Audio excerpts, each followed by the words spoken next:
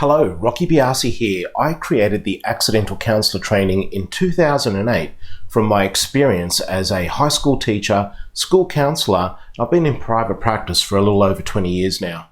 Since 2008, I've presented this training to well over 10,000 people across Australia, New Zealand and Southeast Asia. And I'm really excited to announce our 2023 face-to-face workshop tour. This video is an overview of the 4 core areas in the full-day Accidental Counselor training.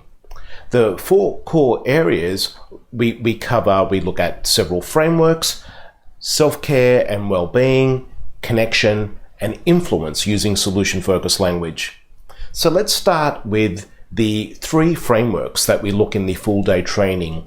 We look at the Accidental Counselor model. The Accidental Counselor model looks at 3 core areas around influencing a conversation using solution-focused questions, being able to connect with the person's pain and upset so they feel heard and understood. And to be able to do all of that, we need to make sure that our own well-being and self-care is being looked after. So let's begin with number 3 and work our way back.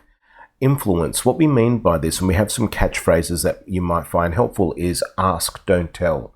And that is that when we give unsolicited advice, most humans respond negatively. We tend to shut down and withdraw when we're told, have you thought of, maybe you should try, what about?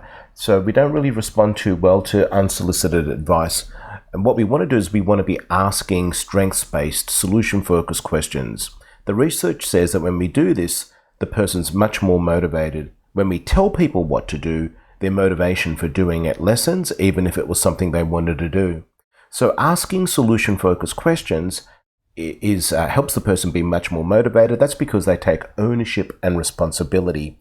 And it's a much more empowering way to have a conversation rather than telling people what to do, because the implicit message there is that they're not capable of doing it themselves, that they need you to fix it for them. So that's not the message we want to be sending. We want this to be much more empowering.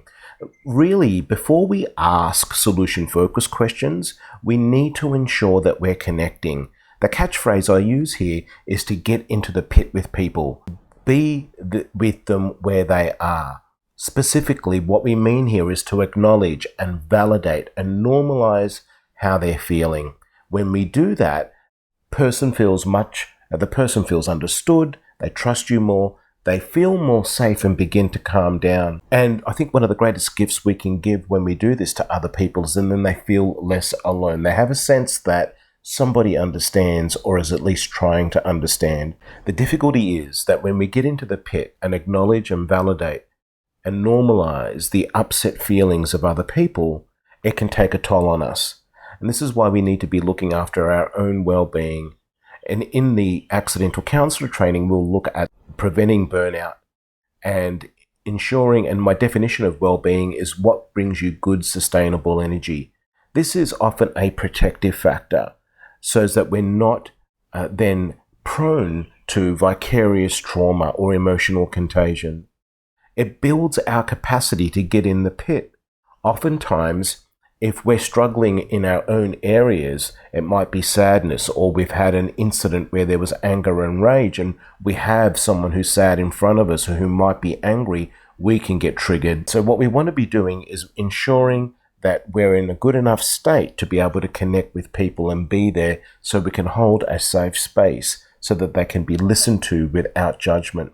When we're looking after ourselves, this also creates balance in our lives so that we're not always on the receiving end of listening to these stories of pain and upset, that there are other aspects of our lives that bring us joy and happiness and peace. So that's a really quick overview of the Accidental Counselor model. The referral framework helps you to make clear your role and identify warning signs so that you can make informed referrals. The Coaching Change framework has 6 stages to help guide you when mentoring or helping someone make positive changes. So let's dive a little deeper now and look into the topics that we cover in the 3 core areas of well-being, connection, and influence from the Accidental Counselor model. In the self-care and well-being key area, we look at the 5 stages of burnout and creating a self-care plan.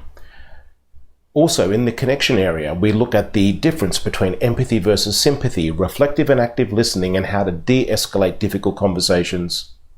In the influence key area, we cover 3 of the solution-focused questions: the setting the agenda or goal-setting questions, scaling questions, and exception questions. Check the itinerary to find an event close to you in Australia, New Zealand, or Southeast Asia. I'm really looking forward to seeing you at one of these events. Bye for now.